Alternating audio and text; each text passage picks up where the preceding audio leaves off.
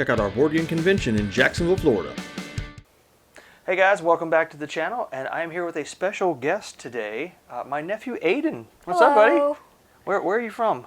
I'm from Virginia. Ah, so he's all the way down here in Jacksonville, Florida, visiting us this week, and we've been playing some board games, haven't we? Yeah. Yeah. So we played a game recently. You may have heard of. It is the Escape the Haunted Mansions, the Scooby-Doo one, right? Yeah. All right. So in this game, you are trying to escape the mansion. You're trying to find clues and get out, right? And you have these books that have all sorts of things that you read inside of here. It tells you what to do. This is a spoiler-free video. We're not going to spoil the game. We're not going to tell you the secrets and things in the game. We'll show you how it works, though. So, what did you think about the game, Aiden? What did you think about how the game played? I think it was a pretty good game, and the only downside to it is that it's a one-time game because it has the same ending. Yeah. Yeah. So it's a game where you solve the puzzles. Once you've solved the puzzle, then you don't want to go back and try to solve the puzzles because it's the same answer again.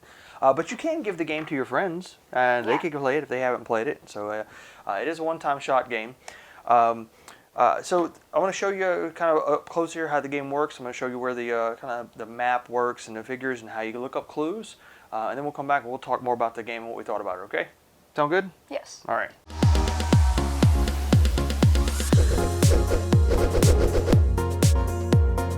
Okay, so in the game you have this map tile that you start on with Velma here, and what you do is you'll want to put this number that she has next to a different number right here. Then once you do that, you will find the Velma book that you have here, and there are different numbers around the room. And so once you find that book, it should be pretty easy to find it. You'll go to that number. We're not going to show too much of the book, so we don't want to give any spoilers. And once you do that, you'll get a card or something like that. See, once you search it, you'll get a card. And this is like one of the candy dishes you find in the game, like the ones on the table there. Yes. All right. So maybe it's just a candy dish that does nothing, or maybe it does something else. You don't know. You have to figure that out later on, right? Yes. Or maybe you might want to go to the closet and see what's in there. If you open it up, you'll find some different things that you can look at. Yep, so you open up different areas. We're trying to keep this as spoiler-free as possible, but show you a couple things that you'll see when you first start the game.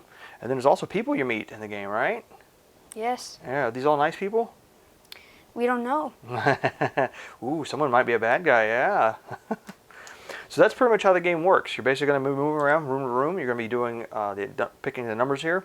Each character has their own ability. Like Fred's is investigate, Daphne's is use, Scooby is smell, Velma is research, and Shaggy is eat. He is eating. So depending on where you're at, what items you pick up, you want to use the proper character with it to make the proper number, and then you look up, and everybody has their own book. So Velma's got her own book, and then you got Shaggy's got his own book down here also. And you got and Scooby, etc. Scooby, Yep, so they all have, yeah. they all have their own book here that you're going to be looking through and reading through. So there's a lot of reading in the game too. All right, let's come back up and let's give our final thoughts on the game.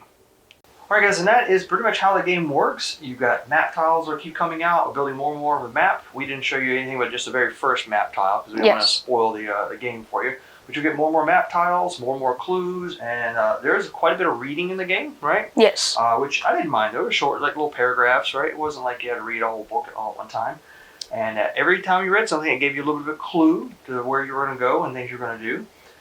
So let's talk about the game. A couple things we do when we do a review video. We like to talk about a couple of things, the components in the game, which is basically the quality of the materials, right?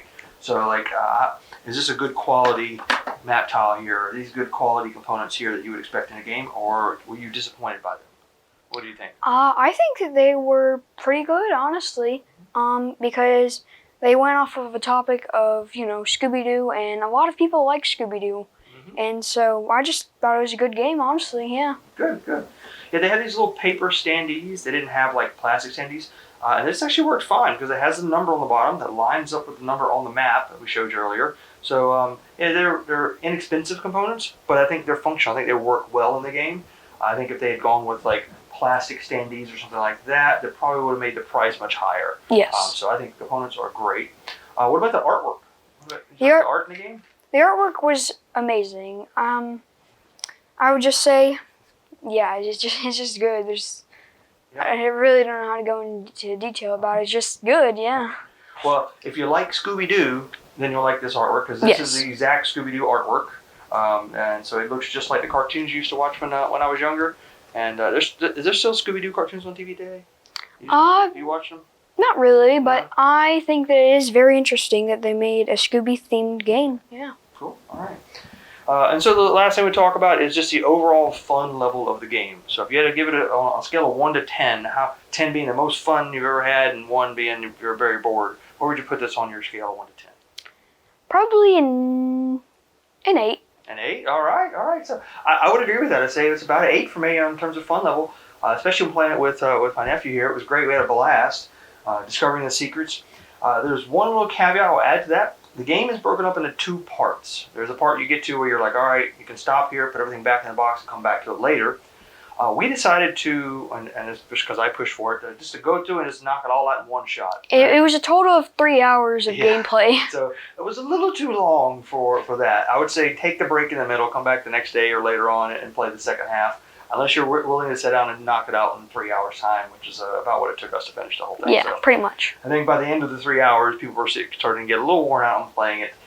So maybe take the break in the middle that the game suggests and then come back later on the next day and play the other half. So, Yes. But that's up to you. If your game group likes longer games, then go for it. Play the whole thing through.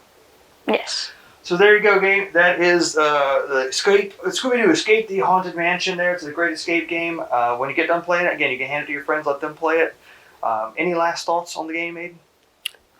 No, not really. I just thought it was a good game. Awesome. Yeah. All right. There you go, guys. Check out Scooby-Doo and the Haunted Mansion, new escape game. Yeah, there you go. Show the box. There you go. Thanks for watching, guys. We'll see you on the next video. Check out our board game convention in Jacksonville, Florida.